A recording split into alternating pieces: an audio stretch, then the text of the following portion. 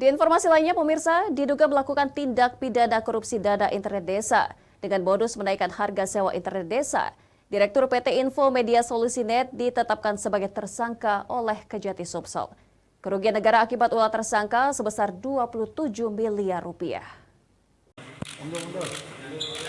Muhammad Arif selaku Direktur PT Info Media Solusinet ditetapkan sebagai tersangka oleh tim penyidik Kejati Sumsel terkait kasus dugaan korupsi dana kegiatan pembuatan dan pengelolaan jaringan instalasi komunikasi dan informasi lokal desa di Dinas PMD Kabupaten Muba tahun 2019-2023. Menurut keterangan Asisten Pidana Khusus Kejati Sumsel, modus yang dilakukan tersangka dalam melakukan dugaan tindak pidana korupsi yakni dengan cara menaikkan harga sewa internet desa yang merugikan negara sebesar 27 miliar rupiah.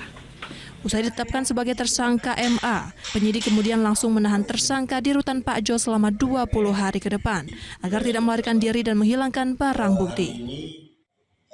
Dalam penyidikan ini potensi kerugiannya lumayan, 27 miliar.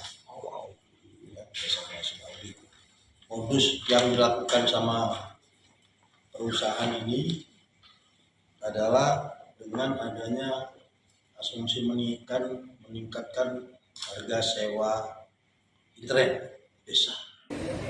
Tim penyidik Kejati Sumsel masih mengembangkan kasus ini untuk mengungkap tersangka baru baik dari pihak swasta dan pemerintah.